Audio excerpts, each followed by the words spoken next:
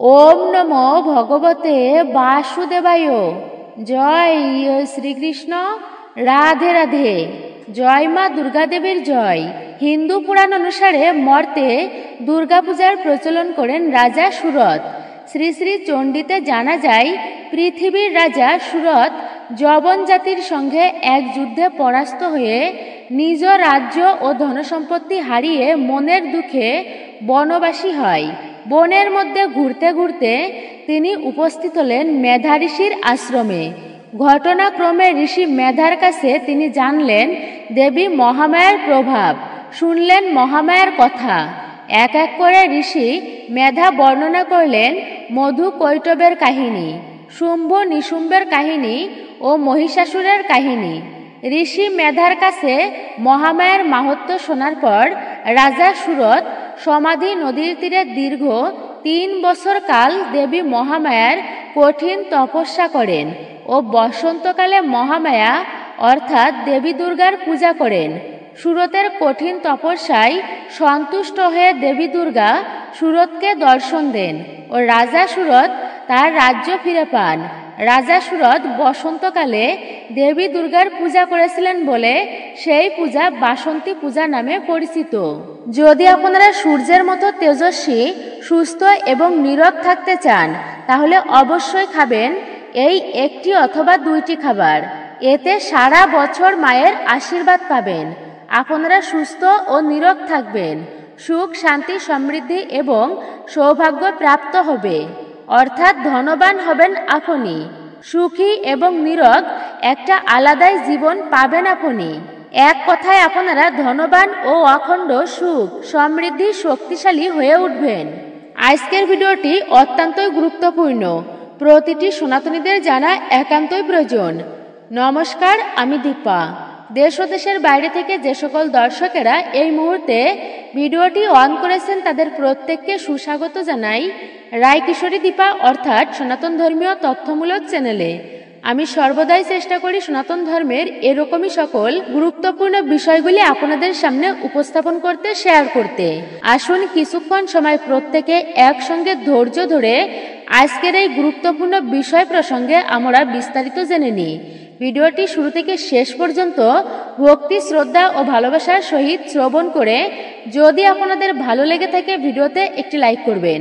কমেন্টে অবশ্যই জয় মা দুর্গা দেবীর জয় অথবা আপনার গুরুদেবের নামটি একটি বারের জন্য হলেও লিখে জানাবার জন্য অনুরোধ রইল। ভিডিওটি শুরু থেকে শেষ পর্যন্ত অবশ্যই মনোযোগের সহিত আপনারা শ্রবণ করবেন, একদমই স্কিপ করে নয়। চ্যানেলে নতুন হলে চ্যানেলটি সাবস্ক্রাইব করবেন, পাশে থাকা নোটিফিকেশন বেল বাটনটি অল করে দিবেন। আশা করছি আপনি এই ভিডিও থেকে উপকৃত এবং সমৃদ্ধ হবেন। তাহলে চলুন শুরু করি আজকের মূল ভিডিওটি। দুর্গাপূজার দিনগুলো, বিশেষ করে মহাষষ্ঠী থেকে দশমী পর্যন্ত, এই সময়ে একটি বিশেষ বিষয় আপনারা খেয়াল রাখবেন। এই সময়ে আপনাদের চুল বা নখ ভুলেও কাটবেন না।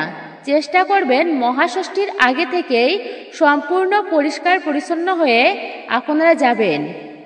চুল বা নখ এই সময়ে কাটা এটি অশুভ শক্তির ইঙ্গিত বহন করে, অশুভ শক্তির ইঙ্গিত দেয় এটি। বিশেষ করে শনিদেব তাকে রুষ্ট এবং তার পাশাপাশি মা দুর্গা তিনিও সমানভাবে মহারুষ্ট হয়ে যান যদি এই সময়কালীন চুলদাড়ি নখ কাটা হয়। তাই দুর্গা ষষ্ঠীর আগে আপনারা সবাই চুল বা নখ কাটবেন, কিন্তু ভুলেও ষষ্ঠী থেকে দশমী পর্যন্ত এই সময়ে চুল বা নখ কাটবেন না আপনারা। বর্তমানে শরৎকালে যে শারদীয়া দুর্গাপূজা হয়ে থাকে তার উল্লেখ পাওয়া যায় কীর্তিবাসী রামায়ণ ও নানান হিন্দু পুরাণে। রাবণ বধের জন্য ভগবান শ্রী রামচন্দ্র শরণাপন্ন হন দেবর্ষি ব্রহ্মার নিকট। দেবর্ষি ব্রহ্মা রামচন্দ্রকে পরামর্শ দেন, রাবণকে বধ করতে হলে দেবী দুর্গার বধন করতে হবে। তখন সময় ছিল শরৎকাল, যা ছিল সূর্যের দক্ষিণায়ন, অর্থাৎ দেবতাদের রাত্রিকাল বা দেবতাদের নিদ্রা লাভের সময়। সেই কারণে সেই সময় দেবী দুর্গার পূজা করতে হলে বোধন আবশ্যক। বোধন শব্দটির অর্থ হলো জাগ্রত করা, আর অসময়ে এই বোধন করা হয়েছিল বলে রামচন্দ্র কর্তৃক প্রচলিত এই দুর্গাপূজাকে অকাল বোধন বলা হয়। দেবীকে জাগ্রত করার জন্য আশ্বিন মাসের শুক্লা ষষ্ঠী তিথিতে দেবী দুর্গার পূজা করা হয়েছিল। ষষ্ঠী তিথি হল চান্দ্র মাসের ষষ্ঠ দিন। পুরাণ অনুসারে দেবী দুর্গা স্বর্গ থেকে এসে একটি বেলগাছের নিচে আশ্রয় গ্রহণ করেছিলেন। সেই ধারাকে স্মরণ করেই তাই আজও এই শারদীয়া দুর্গাপূজা করার জন্য ষষ্ঠী তিথির সন্ধ্যায় বেলগাছের তলায় তার স্বরূপ হিসাবে বেলগাছের ডাল মাটিতে পুঁতে তার তলায় প্রথমে দেবীর বোধন ও অধিবাস করে দেবীকে আমন্ত্রণ জানানো হয়, যে প্রথাটি আবার বিল্লবরণ বা বেলবরণ হিসাবেই পরিচিত। মহালয়ার দিন থেকে দেবীপক্ষ শুরু হলেও বেলবরণ প্রথার মধ্য দিয়েই ষষ্ঠীর দিন থেকেই শুরু হয় শারদীয়া দুর্গাপূজার উৎসব। আজ হচ্ছে মহা অষ্টমী এবং ষষ্ঠী থেকে দশমী পর্যন্ত আপনারা ভুল করেও এই দুর্গাপূজা চলাকালীন সময়ে কোন কাজগুলি করবেন এবং কোন কাজগুলি করবেন না, অবশ্যই আপনারা তা জানতে পারবেন এখন। যে সমস্ত ব্যক্তিরা দুর্গাপূজা বা নবরাত্রি চলাকালীন অখণ্ড প্রদীপ প্রজ্বলিত করবেন তারা ভুলেও নিজের বাড়ি ছেড়ে কোথাও যাবেন না। যে বাড়িতে অখণ্ড প্রদীপ প্রজ্বলিত হয় সেখানে সবসময় পরিবারের যে কোনো একজন ব্যক্তি হলেও থাকা উচিত। যারা 9 দিন উপবাস রাখবেন তারা প্রতিদিন স্নানের পর অর্থাৎ পরিষ্কার পরিচ্ছন্ন পোশাক ধারণ করবেন। এ সময়ে যারা উপবাস করবেন তারা ভুলেও লেবু খাবেন না, পাশাপাশি আমিষ খাবার আপনারা খাবেন না, মদ্যপান করবেন না। দুর্গা দেবী রুষ্ট হতে পারেন এতে। লেবু কাটা অশুভ। এই সময়ে কোনো প্রকার আচার জাতীয় খাবার কিন্তু আপনারা ভুল করেও খাবেন না। দুর্গাপূজা বা নবরাত্রির সময় দিনের বেলা ঘুমাতে নেই। দিবানিদ্রা কখনোই কিন্তু শুভ নয়। আর তবুও দুর্গাপূজার সময় আপনারা ভুল করেও দিনের বেলা ঘুমাবেন না। দিনের বেলা দেবী দুর্গার মন্ত্র অবশ্যই জপ করা উচিত। এই সময়কালে মনের মধ্যে কোনো বাসনা জাগ্রত হতে দেবেন না। মনকে বিচলিত হওয়া থেকে বিরত রাখুন। এই 9 দিন বা দুর্গাপূজা চলাকালীন সময়ে বিশেষ করে শারীরিক সম্পর্ক স্থাপন করা থেকে আপনারা বিরত থাকবেন। চামড়ার জিনিস ব্যবহার করা থেকেও এই সময় বিরত থাকবেন। দুর্গাপূজা বা নবরাত্রির সময়ে পেঁয়াজ রসুন খেতে নেই।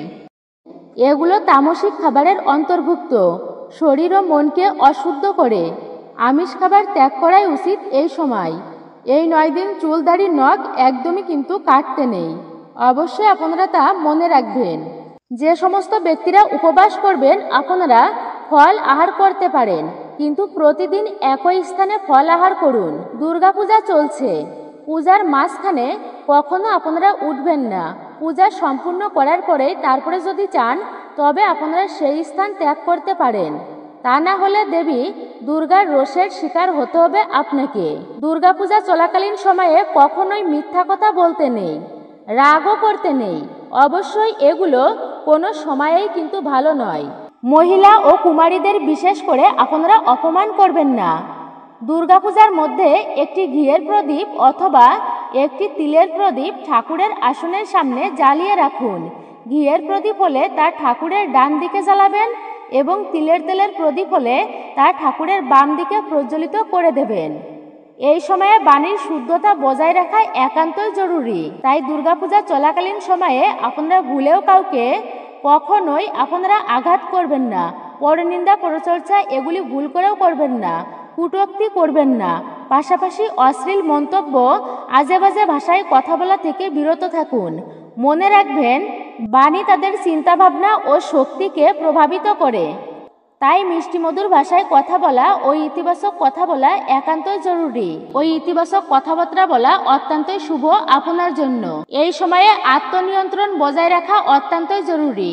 আবার দৈনন্দিন জীবনে শৃঙ্খলা বজায় রাখাও খুবই গুরুত্বপূর্ণ। ছন্নছাড়া বেপরোয়া জীবনযাপন ব্যক্তিকে কষ্ট বাড়িয়ে থাকে।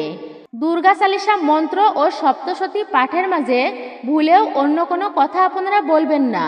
তা না হলে নেতিবাচক শক্তি আপনার অর্জিত পুণ্যফলকে আপনার অর্জিত পুণ্য আত্মসাৎ করে পুণ্যফল নষ্ট হয়ে যায়।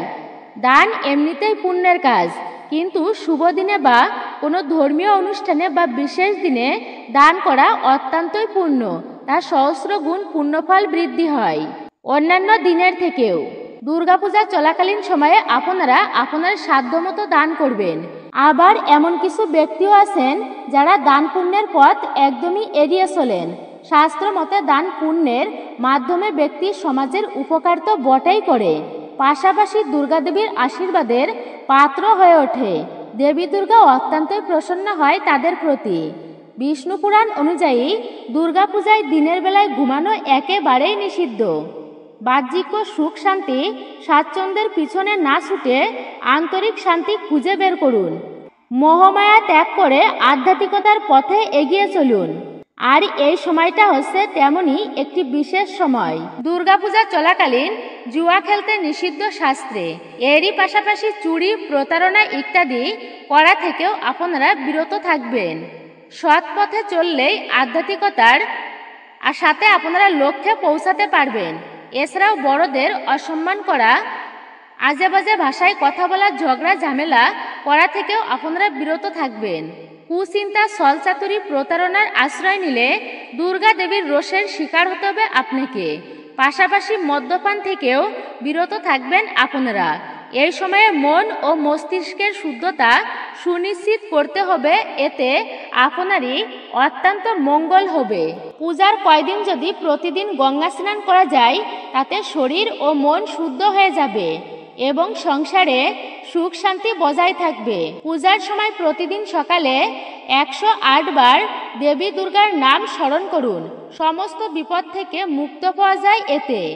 পূজার দিনগুলোতে পুষ্পাঞ্জলি সহকারে মায়ের পূজা দিতে হবে। যদি সব দিন সম্ভব না হয় তাহলে অন্তত পক্ষে এই দুর্গা অষ্টমী বা সন্ধি পূজার পুষ্পাঞ্জলি দেওয়া অত্যন্তই মঙ্গলজনক। তবে এইসব নিয়মের মধ্যেও এমন কিছু নিয়ম আছে যা এই পূজার দিনগুলোতে করা একদমই নিষিদ্ধ শাস্ত্রে। যেমন পূজার দিনগুলোতে অর্থাৎ ষষ্ঠী থেকে দশমী পর্যন্ত চুলদাড়ি নখ একদমই কাটা যাবে না। বৃক্ষাদি এই সময় কাটতে নেই, অত্যন্তভাবে বিশেষ করে নিষেধ করা হয়েছে। আর পূজার দিনগুলোতে যদি কেউ বাড়িতে আসে অর্থাৎ অতিথি আসে বা দরিদ্র দুস্থ ব্যক্তি আসে তাহলে তার আপ্যায়ন করবেন আপনারা সুন্দরভাবে। কোনরূপ অনাদর করবেন না, যেন সে অপমানিত না হয় আপনারা এমন কোনো কথা বলবেন না। আপনার যা সাধ্য যৎকৃত আপনি তা দান করবেন। আপনার যেমন সাধ্য সামর্থ্য আছে আপনি তেমনই এই সময়ে দান করবেন। এই সময়ে অর্থ বস্ত্র দান করা অত্যন্তই শুভ। গরিব দুঃখীদের সেবা করা সেটিও অত্যন্তই শুভ। পশু পাখিদের সেবা করা অত্যন্তই মঙ্গলজনক। আপনি এই সময় পশু পাখিদের প্রসাদ সেবা করান, এতে আপনি অত্যন্তই সুফল প্রাপ্তি করতে পারবেন। আসুন আর কিছুক্ষণ সময় ধৈর্য ধরে আজকের এই গুরুত্বপূর্ণ বিষয় প্রসঙ্গে আমরা বিস্তারিত জানি। আসুন আর কিছুক্ষণ সময় প্রত্যেকে একসঙ্গে ধৈর্য ধরে আজকের এই ভিডিওটি সম্পূর্ণ শ্রবণ করি। শ্রবণম মঙ্গলম, শ্রবণে বিশেষ মঙ্গল সাধিত হয়। যদি আপনি ব্রত নাও রাখতে পারেন তবুও বলা হয়েছে যদি আপনি একটি বারও ভক্তি সহকারে শ্রবণ করেন তবে সেই ব্রতের অনেকাংশে পুণ্যফল প্রাপ্ত করা সম্ভব হয়। আশ্বিন মাসের শুক্লপক্ষের ষষ্ঠীর দিন মা দুর্গা কৈলাস পাহাড়ে বসে এক মুঠো করে ধুলো তুলছেন আর কাপড়ে মুছতেছেন। এমন সময় মহাদেব এসে জিজ্ঞাসা করলেন, ও কি হচ্ছে ভগবতী? ভগবতী বললেন, আমি কাপড়ে ধুলা মাখছি। মানুষের ছেলে হয় তারা ধুলা মেখে মায়ের কোলে ওঠে, তাতে যে কাপড়ে ছাপা ছাপা ধুলার দাগ হয় তা আমি পরতে বড়ই ভালোবাসি। আমার কপালে তো আর ছেলেপুলে হলো না, তুমি সকলকেই ছেলে সন্তান দান করো, আমায় কিন্তু একটিও ছেলে দিলে না। মহাদেব হাসতে হাসতে বললেন, হ্যাঁ পার্বতী, তোমাকে যে সকলেই জগৎজননী বলে, এই পৃথিবীতে সকলেই তোমাকে মা বলে ডাকে, তাতেও কি তোমার আশ মিটে না ছেলের? আর তুমি তো প্রসব বেদনা সহ্য করতে পারবে না। তখন দুর্গার কুমারী অবস্থায় যে কার্তিকের জন্ম হয়েছিল সেই ছেলের কথা মনে হলো। যদিও কার্তিক দুর্গার গর্ভে জন্মায়নি, তবুও তিনি শিবেরই সন্তান। তাই দুর্গা বললেন, আমায় সেই কার্তিককে এনে দাও, নইলে আমি এইবার বাপের বাড়ি গিয়ে আর কখনোই আসবো না। মহাদেব বললেন, বেশ তো, আমি তোমার কার্তিককে এনে দিচ্ছি। কার্তিক তখন চন্দ্রের স্ত্রী কীর্তিদার কাছে ছিলেন। মহাদেব সেখানে গেলেন। জয়া বিজয়া দুর্গাকে তেল হলুদ মাখাতে বসলেন। যতগুলি গায়ের ময়লা পড়তে লাগলো, দুর্গা সেইগুলি নিয়ে ধুলা মিশিয়ে একটি সুন্দর পুতুল গড়লেন। এমন সময় নারায়ণ সেখান দিয়ে যাচ্ছিলেন। যেতে যেতে ওই পুতুলটির দিকে তার লক্ষ্য হলো। নারায়ণ মনে মনে ভাবলেন, এইবার আমার খুব সুবিধাই হয়েছে, আমার চিরকালের আশা পূর্ণ হবে। ভগবতীর স্তন পান করতে আমার বড়ই স্বাদ, কিন্তু ওর গর্ভে জন্মাবার তো কোনো উপায়ই নেই।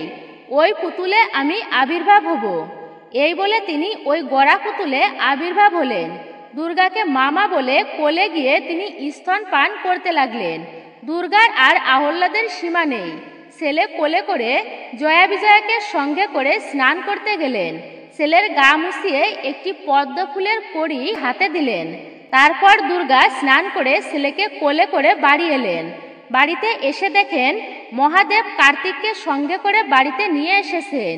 তখন দুর্গা দুই ছেলেকে দুই কোলে নিয়ে চুমু খেতে লাগলেন। মহাদেব জিজ্ঞাসা করলেন, দুর্গা, তুমি এই ছেলেটি কোথায় পেলে? দুর্গা বললেন, তা তো আমি জানি না, মাটির পুতুল গড়ছিলাম। সেই পুতুল আমায় হঠাৎ করেই মামা বলে ডেকে কোলে উঠল। তখন মহাদেব আহ্লাদ করে সমস্ত দেবতাদের নিমন্ত্রণ করে আনলেন যে দুর্গার ছেলে হয়েছে। ছেলে দেখতে সবাই এলেন, সমস্ত দেবদেবীরাই এলেন, সেই সঙ্গে শনিদেবও এলেন। ছেলে দেখে সকলেই ধন্যি ধন্যি করলেন। শনি আর থাকতে পারলেন না। তিনি দুর্গারই ভাই, ছেলের মামা, কাজেই জোর করে যেমনই ছেলের দিকে তাকিয়েছেন, যেমনই চেয়েছেন, অমনি ছেলের মুন্ডু উড়ে গেল, রক্তে গা ভেসে গেল, কৈলাসে হাহাকার পড়ে গেল। দুর্গাদেবী বারবার মূর্ছা গেলেন এবং উঠলেন। তারপর উঠে কান্না করতে করতে মহাদেবকে বললেন, আমার ছেলেকে বাঁচিয়ে দাও। দুর্গা রেগে শনিকে কাটতে উদ্যত হলেন। তখন দেবতারা স্তব স্তুতি করে বুঝিয়ে বললেন, মা, আপনি তো ওকে বর দিয়েছেন, আর আপনি ওকে ভুল করে কাটতে যাচ্ছেন। দুর্গা তখন একটু ঠান্ডা হয়ে কেঁদে কেটে বললেন, আচ্ছা বেশ, তো এখন আমার ছেলেকে তোমরা বাঁচিয়ে দাও। মহাদেব তখন নন্দীকে বললেন, নন্দী, তুমি দেখো গিয়ে, যদি কেউ উত্তর দিকে মাথা করে শুয়ে থাকে তার মাথা কেটে আনো। নন্দী স্বর্গ মর্ত পাতাল ঘুরে দেখে আসে যে একটা শ্বেতহস্তি উত্তর দিকে মাথা করে শুয়ে আছে। সেই হাতিটার মাথা কেটে নিয়ে নন্দী মহাদেবকে এনে দিলেন। মহাদেব সেই কাটা মাথা ছেলের কাঁধে জোড়া লাগিয়ে দিলেন। ছেলে উঠে মায়ের কোলে গিয়ে বসল। দুর্গাদেবী কান্না করতে লাগলেন আবারও, আমার এমন ছেলে, তার আবার হাতির মাথা হলো, লোকে তো সকলেই ঠাট্টা করবে জগতে। তখন মহাদেব ও যত দেবতা সকলেই মিলে তারা বললেন, তোমার ছেলেকে কেউ নিন্দা করবে না। তোমার ছেলের নাম হলো গণপতি, সিদ্ধিদাতা গণপতি। সিদ্ধিদাতা গণেশের নাম করে যদি কোনো ব্যক্তি যাত্রা করে, তার কখনোই কোনো বিপদ ঘটবে না। তার আগে তোমার গণেশের পূজা না হলে আমরা কোনো দেবদেবী পূজা গ্রহণ করব না। এই বলে সব দেবতা যে যার স্থানে চলে গেলেন। দুর্গা কার্তিক ও গণেশকে নিয়ে মর্তে এলেন। মেনকাকে বললেন, মা, আমি এই ষষ্ঠীর দিন এই দুইটি ছেলেকেই পেয়েছি। যে কোনো স্ত্রী লোক আমার এই কথা শুনে ষষ্ঠী পালন করবে, সে আমার মতো পুত্র লাভ করবে। মা বললেন, তাই হবে মা। সেই থেকে সকলেই দুর্গা ষষ্ঠী ব্রত পালন করে।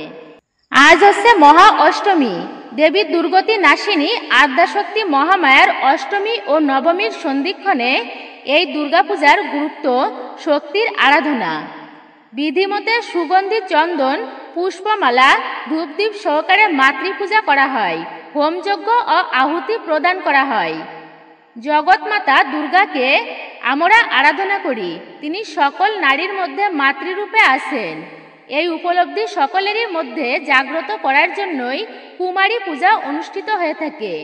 দুর্গা মাতৃভাবের প্রতীক আর কুমারী নারীর প্রতীক। কুমারীর মধ্যে মাতৃভাব প্রতিষ্ঠাই এই পূজার মূল লক্ষ্য। কুমারী পূজার আনুষ্ঠানিকতা সম্পর্কে মহারাজ বললেন, দেবী দুর্গার সামনে বসিয়ে ঠিক যেভাবে তার আরাধনা করা হয়, একইভাবে কুমারীকে সেই সম্মান প্রদান করা হয়। মার্কেন্ডীয় পুরাণ মতে মহিষাসুর নামক অসুর স্বর্গ থেকে দেবতাদের বিতাড়িত করে স্বর্গ অধিকার করলে দেবতারা ব্রহ্মার শরণাপন্ন হয়। ব্রহ্মার প্রতিকারের জন্য মহাদেব ও অন্যান্য দেবতাদের কাছে নিয়ে যান ব্রহ্মাদেব। ভগবান শ্রীবিষ্ণুর কাছে উপস্থিত হন।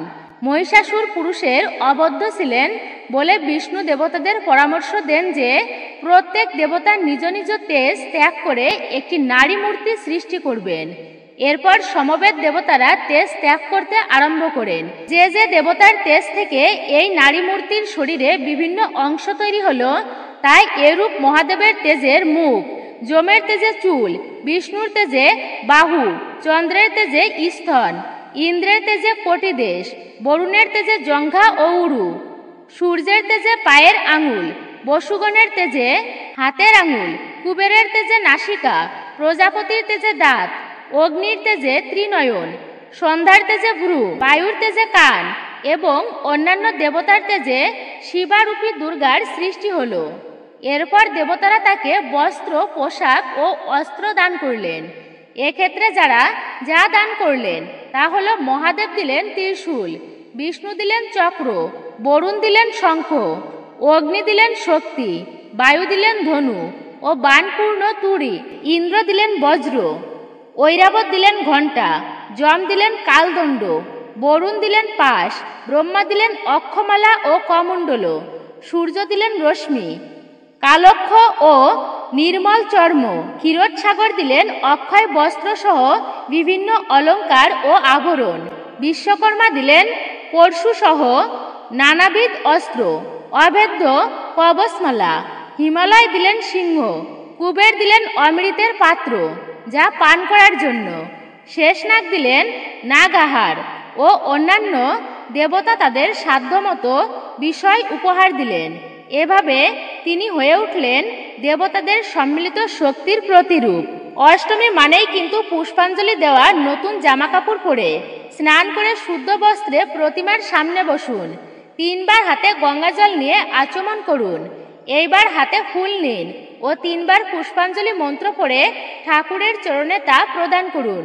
এবার প্রণাম মন্ত্র অর্থাৎ ওম সর্বমঙ্গল মঙ্গলে শিবের সর্বাত্ম সাদিকে শরণ্য ত্রম্বকে গৌরী নারায়ণী নমস্তুতে ইত্যাদি বলে অঞ্জলি প্রদান শেষ করুন। সকল মেয়েই মা দুর্গার অংশ, তাই মৃন্ময়ী প্রতিমাকে পুজো করার পাশাপাশি কম বয়সের ছোট মেয়েদেরও পূজা করা হয় এই সময়ে। 16 বছরের মেয়ে পর্যন্ত কুমারী হিসাবে পূজা করা যায়। একটি মেয়েকে প্রথমে আপনারা আমন্ত্রণ করে তাকে শাড়ি ও গয়না উপহার দেবেন। যদি আপনার পক্ষে সম্ভব না হয় তাহলে এটা করার কোনো দরকার নেই। আপনার যদি যতটুকু যা সম্ভব হয় আপনি তাই করবেন। সেই তাকে পরিয়ে মাতৃমূর্তির সামনে এনে উঁচু আসনে বসাতে হবে সেই গয়নাগুলি পরিয়ে। কুমারী মেয়েটির পা আপনারা জল দিয়ে ধুয়ে দেবেন। তারপর তার পূজা অর্চনা করুন, তাকে মিষ্টান্ন নৈবেদ্য অর্পণ করুন, তার উদ্দেশ্যে অঞ্জলি দেওয়া হয়। এই দিন ওই কুমারী দেবীকে দুর্গার রূপ হিসাবে ধরা হয়। শারদীয় দুর্গাপূজা জাতির জাতীয় জীবনে সর্বাঙ্গীন। এবার আপনারা জানবেন মহা অষ্টমীতে রাশি অনুযায়ী দান করলে দেবী দুর্গার কৃপায় দূর হবে দুঃখ কষ্ট, কাটবে গ্রহদোষ। এই দিন বাসন্তী দুর্গাপূজার অষ্টমীর আরাধনা করা হয়ে থাকে। শাস্ত্র মতে এই দিন হচ্ছে দান। ঋণ শোধ করলে ব্যক্তিকে কখনো ঋণ নিতে হয় না। দান করার ফলে পূর্ব অর্জিত কষ্টের নিবারণ করা যায়। এই দিনেই বাসন্তী দুর্গা অষ্টমী। স্বাভাবিকভাবেই এই দিনে দানের মাহাত্ম্য অনেক গুণ বেড়ে গিয়েছে। অষ্টমীতে কুমারী পূজা দানের বিশেষ মাহাত্ম্য বর্ণিত আছে। শাস্ত্র মতে এই তিথিতে রাশি অনুযায়ী দান করলে অধিক সুফল পাওয়া যায়, পাশাপাশি গ্রহদোষ থেকেও মুক্তি সম্ভব। সাধারণত যে কোনো দিন রাশি অনুযায়ী দান করা যায়, কিন্তু বিশেষ বিশেষ দিনে এইভাবে দান করলে অধিক শুভ ফল ভোগ করা সম্ভব। আজ কোন রাশির জাতক জাতিকারা কি দান করবেন এই দুর্গাষ্টমী ব্রতের দিনে? দুর্গাকে কোন ভোগ নিবেদন করবেন অবশ্যই আপনারা জেনে নিন। প্রথমে জানবেন মেষ ও বৃশ্চিক রাশি। মেষ ও বৃশ্চিক রাশির জাতকরা অষ্টমীর দিনে দুর্গাদেবীকে গুড়, ছোলার ডালের ভোগ নিবেদন করুন। কুমারী মেয়েদের লাল ওড়না দিন, পাশাপাশি লাল মুসুর ডাল, লাল চন্দন, লাল ফুল, সিঁদুর, তামা, প্রবাল, লাল পোশাক দান করলে বিশেষ ফল লাভ করা সম্ভব হয়। এরপর আপনারা জানবেন বৃষ ও তুলা রাশি। জ্যোতিষ অনুযায়ী বৃষ ও তুলা রাশির জাতকরা মহা অষ্টমীর দিন মিশ্রি সাদা মিষ্টান্নর ভোগ নিবেদন করুন। কুমারী মেয়েদেরকে রুমাল দিতে পারেন। পাশাপাশি সাদা বস্ত্র, কর্পূর, সুগন্ধি, ধূপকাঠি, ধূপ, আতর, দই, চাল, চিনি, দুধ, রূপো দান করলে উৎকৃষ্ট ফল ভোগ করতে পারবেন আপনারা। এইবার তৃতীয়ত মিথুন ও কন্যা রাশি। এই দুই রাশির জাতকরা মহা অষ্টমীতে দুর্গাকে প্যারার ভোগ নিবেদন করুন। কুমারী কন্যাদেরকে সবুজ পোশাক দান করুন। পড়াশোনার সামগ্রী দান করবেন। পাশাপাশি সবুজ সবজি, ফল ও সবুজ বস্ত্র, কাঁসার বাসন, পান্নার উপরত্ন, অনেক সবুজ ডাল দান করলে দেবী দুর্গার আশীর্বাদ ও গ্রহদোষ থেকে মুক্তি লাভ করা সম্ভব। এইবার আপনারা জানবেন কর্কট রাশি। কর্কট রাশির জাতকরা এই মহা অষ্টমীর দিনে দেবীকে পায়েসের ভোগ নিবেদন করুন।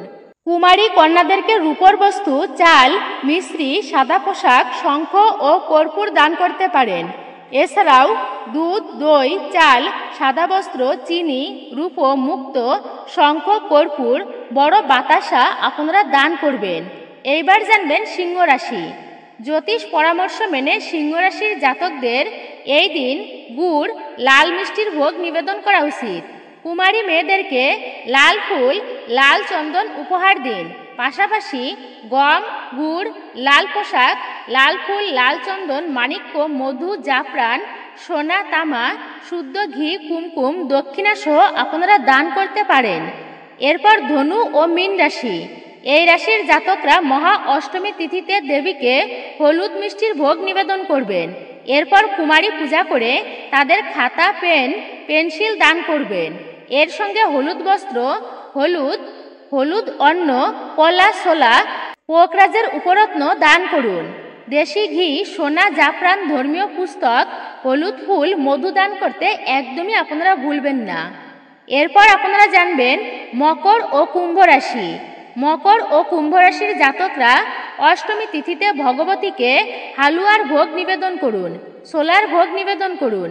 কুমারী মেয়েদেরকে নীল পোশাক, তেল দান করুন। এর পাশাপাশি কালো তিল, কালো পোশাক, লোহা, কালো বিউলির ডাল, কাজল, চামড়ার জুতা, কালো ছোলা, সর্ষের তেল, গোলমরিচ, নীলার উপরত্ন, জামুদিয়া দান করলে গ্রহ দোষ থেকে মুক্ত হবেন এবং দেবীর আশীর্বাদ লাভ করা যাবে। নবরাত্রির 9 দিনের উৎসবে দেবী দুর্গার 9টি রূপের পূজা হয়। শৈলীপুত্রী, ব্রহ্মচারিণী, চন্দ্রঘণ্টা, কুষ্মণ্ডা, স্কন্দমাতা, কার্তায়নী, কালরাত্রি, মহাগৌরী এবং সিদ্ধিদাত্রীকে উৎসর্গ করা হয় এই নবরাত্রির 9 দিন। হিন্দু পুরাণ অনুসারে তারকাসুর দানব ভগবান ব্রহ্মাকে তীব্র তপস্যা ও ভক্তিতে সন্তুষ্ট করেছিলেন। তিনি ভগবান ব্রহ্মাকে অমরত্বের আশীর্বাদ করতে বলেন, কিন্তু ব্রহ্মা তা দিতে অস্বীকার করেছিলেন। কিন্তু তারকাসুর ব্রহ্মার কাছ থেকে বর লাভ করেন যে ভগবান শিবের পুত্র ছাড়া আর কেউ তাকে হত্যা করতে পারবে না। ভগবান শিব কখনো বিয়ে করবেন না, এই ভেবে তিনি এমনটি করেছিলেন বলে বিশ্বাস। এরপর মর্তের মানুষের উপর অত্যাচার শুরু করেন তারকাসুর। তার শক্তি এবং তাণ্ডবের ভয়ে দেবতারা ভগবান শিব এবং দেবী পার্বতীকে বিয়ে করতে অনুরোধ করেন। এরপর তাদের সন্তান ভগবান কার্তিক বা স্কন্দ কুমার নরকাসুরের অবসান ঘটান। দেবী স্কন্দ মাতার গল্প হলো তার সন্তানের সম্পর্কের প্রতীক। আপনারা দুর্গাপূজা চলাকালীন বা নবরাত্রি চলাকালীন খুব ভোরে ভোরে ঘুম থেকে উঠে স্নান কার্য সম্পূর্ণ করবেন। পরিষ্কার বস্ত্র পরিধান করে দুর্গা মন্দিরে অবশ্যই যাবেন। দেবী দুর্গার পূজাও দর্শন করুন। যদি পূজা নাও করতে পারেন, বলা হয়েছে তাতেও অত্যন্ত মঙ্গল হবে, অত্যন্তই শুভ বলা হয়েছে এটিকে। মা দুর্গার বিশেষ কৃপা লাভ করা যায় এতে। যিনি পূজা করেন এবং যিনি দর্শন করেন বা পূজার কার্য করেন, তিনিও সমপরিমাণ ফল প্রাপ্ত করেন। স্বয়ং মা দুর্গা দেবী এসেছেন মর্তধামে এই সময়। এর থেকে আনন্দের বিষয় আর কি আছে আমাদের?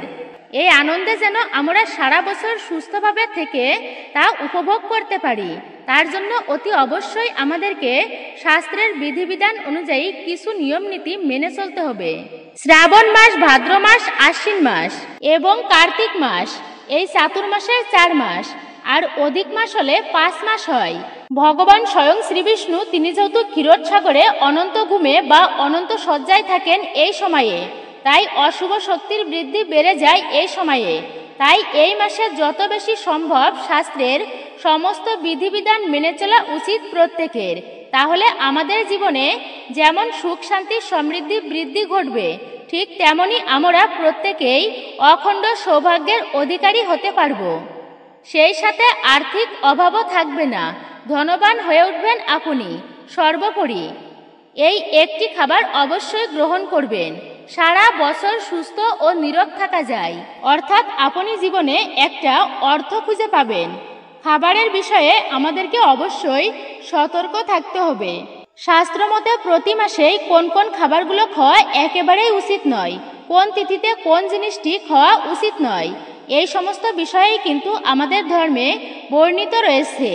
আর এগুলো যদি আমাদের সঠিকভাবে যদি আমরা মেনে চলতে পারি তাহলে আমাদেরই উপকার, এতে আমরা নীরব হয়ে খুশিতে জীবনযাপন করতে পারবো। এর মানে ধনবান হয়ে উঠে পরিবারের প্রতিটি সদস্যকে নিয়ে আনন্দে জীবনযাপন করতে পারবো। এখনো পর্যন্ত অনেক মানুষ আছে যারা শাস্ত্রকে মানে না, অবহেলা করে। ধ্যাত, কে মানবে এইসব? এত কিছু কি মানা যায় নাকি? এত কিছু মেনে চলা যায় নাকি জীবনে? আর এখানেই তো আমরা সবচেয়ে বড় ভুল করে বসি। তাই কঠোর অক্লান্ত পরিশ্রম করার পরেও আমাদের কোনো আয় উন্নতি কিছুই হয় না। কারণ কথাতেই আছে, আচারে হয় লক্ষ্মী আর বিচারে সরস্বতী। তাই জীবনে লক্ষ্মী প্রাপ্তির জন্য অবশ্যই আচারই হতে হবে আমাদেরকে, নতুবা সারা জীবন অক্লান্ত পরিশ্রম করেও গাধার মতো খেটে গাধাই রয়ে যাবেন। তাই যদি আপনারা পারেন, সম্ভব হয়, তবে প্রতিদিন গুড় খাবেন। আপনাদের ঠাকুর ঘরে ভগবানকে অর্পণ করে সেই প্রসাদই আপনারা গ্রহণ করতে পারেন, তাহলে এটি প্রসাদ হয়ে যাবে এবং সেই সঙ্গে ভগবানের কৃপা লাভ করবেন।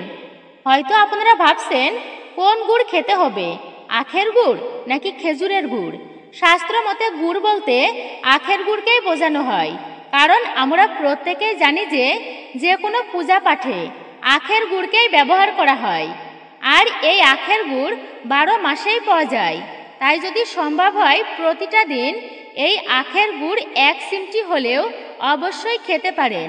এর ফলে তার সৌভাগ্য বৃদ্ধি হবেই হবে, সৌভাগ্য বৃদ্ধি হতে বাধ্য হবে। এই খাবারটি যে খেতে পারবে এবং এটি খাওয়ার পর তাকে জল খেতে হবে, তাহলে সে নীরব থাকতে পারবে এবং সুস্থ সবল থাকবে। সেই ব্যক্তি ধনবান ও কোটিপতি হয়ে যাবে।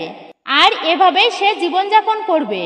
আখের গুড় হচ্ছে পবিত্র এবং শুদ্ধতার প্রতীক, কেননা এই খাবারটি জীবনকে পরিবর্তন করে, কারণ এই গুড় সূর্যকে আকৃষ্ট করে, একই সঙ্গে মঙ্গল গ্রহকে রিপ্রেজেন্ট করে। আর সূর্যদেব অর্থাৎ সূর্য নারায়ণ আমাদের জীবনে মান, যশ, খ্যাতি, ধন, ঐশ্বর্য এই সমস্ত কিছুই দেয়। আর আপনারা যদি ভগবানের প্রসাদ রূপে প্রতিদিন খেতে পারেন তাহলে আপনাদের ভাগ্য একেবারেই চমকে উঠবে, অর্থ ভাগ্যের উন্নতি হবে, উপার্জনের ক্ষেত্রে উৎসাহ বৃদ্ধি পাবে। একই সাথে আপনারা জানবেন এই মাস থেকে অনুভব হয় শীতের অর্থাৎ ঋতু পরিবর্তনের, কারণ আমরা প্রত্যেকেই অনুভব করি ভোরের দিকে হালকা শীত এবং ভোরের দিকে শিশির পড়া, এই সমস্ত কিছুই শুরু হয় এই মাস থেকেই। আর এই মাসেই আখের গুড় এই সময়ে আমাদের শরীরকে গরম রাখতে সাহায্য করে, আমাদের শরীরের যে ঠান্ডা গরমের তারতম্য শুরু হয় সেটিকে নিয়ন্ত্রণ রাখে এবং মঙ্গল আমাদের সাহসিকতা ও উদ্যমতা, অধীর আগ্রহ এগুলোকে প্রকাশ করে। অর্থাৎ কোনো ব্যক্তি তার জন্মছকে সূর্য ও মঙ্গল শক্তিশালী হলে মাসে আপনি যাই অর্থ উপার্জন করবেন বা যেই কাজই করবেন সেই কাজেই আপনি সফলতা লাভ করবেন। এবং শাস্ত্রমতে এই গুড় সৌভাগ্য বৃদ্ধিকারী এবং খুবই শুভ। কথা হচ্ছে ভগবানের প্রসাদের উপর আর কিছুই কিন্তু হয় না। প্রসাদ হচ্ছে সর্বকৃপা। স্বয়ং মা পার্বতী অর্থাৎ দেবী দুর্গা ভগবান বিষ্ণুর প্রসাদ পাবার জন্য কঠোর তপস্যা করেন। মা পার্বতীও অপেক্ষা করেন ভগবান বিষ্ণুর প্রসাদ পাবার জন্য, পাবার আশায়। প্রসাদ হচ্ছে সাক্ষাৎ কৃপা।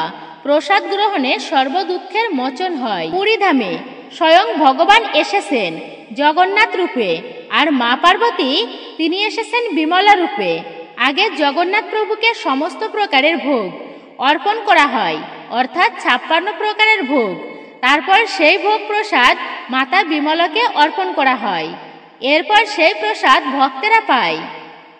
আজ মা পার্বতীর জন্যই জগৎবাসী প্রসাদ পায়, মানে সাক্ষাৎ কৃপা প্রাপ্ত করতে পারে। তাই এই দিনে মানে অষ্টমীর দিনে দেবী মাকে যেই প্রসাদই আপনারা অর্পণ করবেন, বিভিন্ন ফলের ভোগ, লুচি, সুজি ইত্যাদি মহাপ্রসাদ রূপে তা গ্রহণ করবেন। এতে মায়ের কৃপা ও আশীর্বাদ পাবেন আপনারা। প্রসাদকে কিন্তু কখনোই অবহেলা করবেন না, এতে মহাপাপের ভাগী হবেন। সারা জীবন দুঃখ ভোগ করতে হবে আপনাকে, অন্তিমে নরকে বাস, শাস্তি পেতে হবে সেই ব্যক্তিকে। তাই প্রসাদ পাওয়া মাত্রই ভক্ষণ করা উচিত ভক্তিতে। প্রসাদে দৈব আনন্দ প্রাপ্তি হয়, যেমন নারদ মুনির হয়েছিল। মহাদেব পর্যন্ত নারদের নখে লেগে থাকা সামান্য একটুকু প্রসাদ পেয়েই এত আনন্দ হয়েছিল, উন্মাদের মতো নৃত্য শুরু করেছিলেন। প্রসাদের প্রভাবে দিব্যজ্যোতি বের হচ্ছিল। তাই সবাই চেষ্টা করবেন ভক্তিতে এই দুইটি খাবার গ্রহণ করার। এবছর সকলের দুর্গাপূজা ভালো কাটুক, আপনারা সুস্থ থাকুন, নীরব থাকুন। হরে কৃষ্ণ কৃষ্ণ কৃষ্ণ হরে হরে, হরে রাম রাম রাম হরে হরে। জয় শ্রীকৃষ্ণ, রাধে রাধে, জয় মা দুর্গা দেবীর জয়। মূলত এটাই ছিল আমাদের আজকের এই ভিডিওটি আপনার কাছে কেমন লেগেছে তা মূল্যবান মতামত জানাতে একদমই ভুলবেন না। যদি ভালো লেগে থাকে অবশ্যই ভিডিওতে একটি লাইক করবেন। কমেন্টে ভক্তি, ভালোবাসা ও শ্রদ্ধার সহিত জয় মা দুর্গা দেবীর জয় অথবা আপনার আরাধ্য দেবদেবীর নামটি একটি বারের জন্য হলেও লিখে জানাবার জন্য অনুরোধ রইল। চ্যানেলে নতুন হলে অবশ্যই চ্যানেলটি সাবস্ক্রাইব করবেন, পাশে থাকার নোটিফিকেশন বেল বাটনটি অল করে দিবেন। সকলে ভালো থাকুন, সুস্থ থাকুন, পরম করুণাময় ঈশ্বরের অশেষ কৃপায় আবারও আপনাদের সাথে কথা হবে নতুন কোনো ভিডিওর প্রসঙ্গে।